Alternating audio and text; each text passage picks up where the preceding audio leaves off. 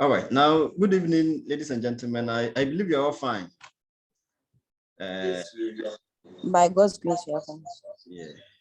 Thank you all for making it to this online facilitation. As you may be aware from the information which was sent to you, we are going to use the next 20 minutes for us to have interaction based on what we did in the video which was sent to you some days back. So I'm not going to do the job alone. We are all going to do it. Wherever you have a question, you can ask and we would be good to go. So if you could recall, we are focusing on the theory of demand. As economic students, this is one of the basic things you all have to know. And I don't know, from the video, I'm sure you watch it and then you listen to it, but maybe for the sake of those who have not yet been able to watch it, let me do a quick recap. We define demand as the amount of goods and services an individual is willing and able to buy at a given price.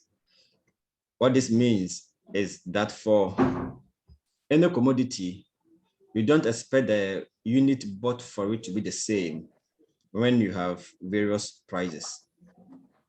It is important to note that when the price is usually lower, the behavior of human being is that we should buy more.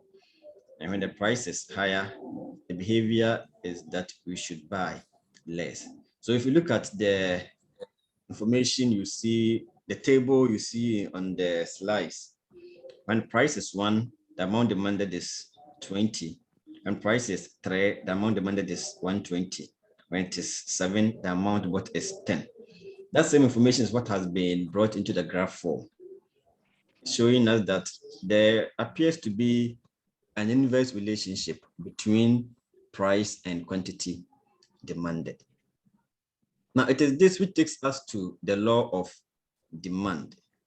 Based on the observation, data were collected and they realized that usually when price is lower, quantity demanded is higher and vice versa. So that led to the law of demand, which states that all things being equal, the higher the price of a good, the lower the quantity demanded. And the lower the price of a good, the higher the quantity demanded. So that has been the behavior of all of us. We want to buy more at a lower price and we prefer to buy less at a higher price. Now, what that law means is that usually for all goods, the one which has a lower price, as indicated, you expect more to be bought, which establishes an inverse relationship between price and quantity demanded. In effect, it is telling us that price and quantity demanded don't move in the same direction. They move in the opposite direction. And basically, we have 3 main reasons to explain why there is that negative relationship between price and quantity demanded. And the first reason has to do with income effect of a change in price. The second is the substitution effect of a change in price. And the third is the behavior of marginal consumers. Usually, we expect that when price changes, the purchasing power of consumers also change, so that when price falls, consumers' purchasing power increase and they're able to buy more, and vice versa. Also, consumers would always compare prices of goods and services. So when the price of one good is cheaper, consumers of its substitute would rush and come and buy more of the good in question. And the third is marginal consumers. These are a group of people who earn very low amount of income and they can only afford when the price is very, very cheap. So they are on the margins, witnessing what is happening, observing what is happening in the market. The moment the price of a good falls, they will jump in and then they will buy more. So these are the reasons that establish the negative relationship between price of a good and quantity demanded. So the last thing we're going to do is for us to look at the determinants of demand. And in the video, I asked you to go and read around them or listen to it so that when we meet, you'll be able to tell me more. I'm sure some of you did that. So very soon, I will just explain one of them. Then the rest of you, I will leave it for you to share your thought on that. So let me explain the first point, determinants of demand. One of the determinants of demand has to do with the price of the commodity. And whenever we are supposed to explain this, it stems right from the law of demand, which tells us that goods which have lower prices have higher demand, and goods which have higher prices have lower quantity demanded.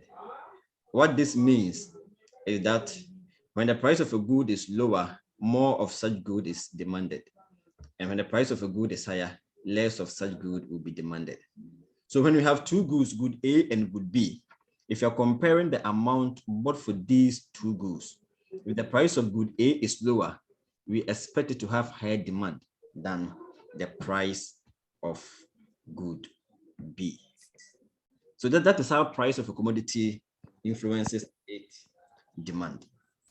If you take the second point, which I will do justice to it, then you explain income, taste, and number of consumers. When you take the second point, which is price of related goods, the explanation is that goods are either substitute or they are complementary. Goods are either substitute or they are complementary. So when a good is a substitute of another good, and the price of its substitute is lower, demand for the good in question will obviously be lower because the substitute good is cheaper. On the other hand, when the substitute good is sold at a higher price, demand for the good in question will be higher because consumers would rush from the substitute good, which appears expensive, and they will buy more of the good in question. Say similar thing can be argued for complementary goods. When a good complement another good, the price of each complementary good could influence the demand for the good in question. By complementary good, we are talking about goods that usually are consumed together, they are used together. You cannot do with one without the other. So let me ask this. If you take a product like mobile phones and SIM cards, they are complementary goods. So what do you think would happen to demand for SIM cards when mobile phones become cheaper? Can someone tell me? Yes. The demand for mobile phones. Ike, you're saying the demand for? When the price of mobile phone becomes cheaper, right? Yeah. Yeah. It means people will want to buy more, which will influence the demand for SIM cards. Yeah, exactly. So once the price of mobile phone is cheaper, more of that will be bought. And since they can't use the mobile phone alone, they will have to get the SIM so that they will be able to use it in that way. So that will cause demand for SIM cards to also be high. In this case, it is not about the price of SIM cards, but rather it is what is happening to the price of mobile phone. I will end here and ask if there is any question, because you are going to do the talking now. So any question based on what we have discussed so far?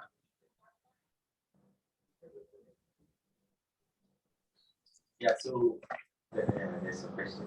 Okay, ask a question, Mike. The determinants of demand comprise both change in quantity demanded and change in demand, right? Repeat yourself for me, please. I want to know. You want to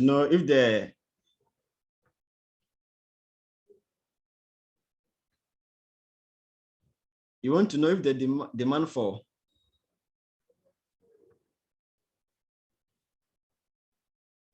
hello. All right, we've lost one of our students. Yes, anybody with a question? Otherwise, I will ask you the question.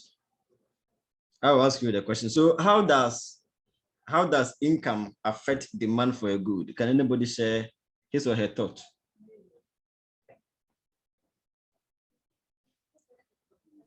Yes. Economist fellas, how do you think income affects demand for a good? Thank you for the opportunity. If, let's say, a month I take an amount or a salary of, let's say 100,000 Ghana cedis, and now there's a high demand for car. Car is not a luxury anymore. Because of my income, I can buy it. I'll surely buy it because people will be like, oh, this person has money. That's why the person is buying it. And it's true, because if I don't have the money, I won't be able to buy it. It's because my income reaches that level. That's why I can buy it. Thank you. All right. You want to add? You want to add something to it? Okay. Let me hear you. Let me hear you, Ike.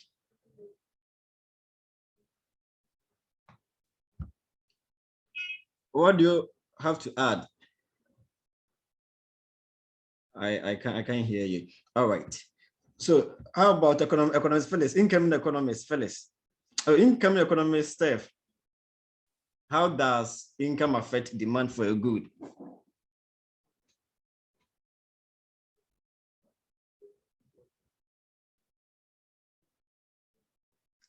Please unmute yourself and then let's hear you.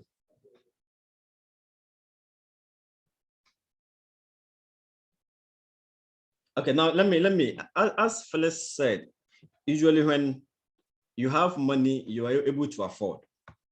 When you have money, you are able to afford. So people with high level of income tend to buy more of a commodity. And those with lower level of income buy lower amount of a commodity. What this means is that, let me ask you this. So if you have two goods, good A and good B, if good A is consumed by those people who earn more, and good B is consumed by those who earn little or lower amount of money, which of these goods will have high demand? Good A is consumed by people who are rich, let's say so, and good B is consumed by those who we can term as poor. Which of these two would demand be higher? I think, please can I? Okay, yes. Yeah, I think consumer A will demand more once the income is. Please repeat yourself for me.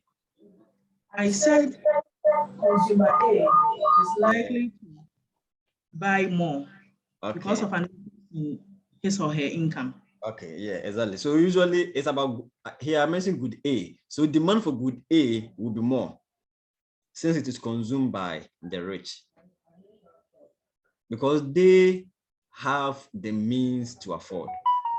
Good B is consumed by the poor. They earn lower amount of income, so they cannot buy more. So that is what would cause demand for good A to be higher than good B. All right, now the last point I will take from you: how does taste or preference influence demand for a commodity? Let me have your thought, then we will wind up. How does taste and preference influence demand for a commodity?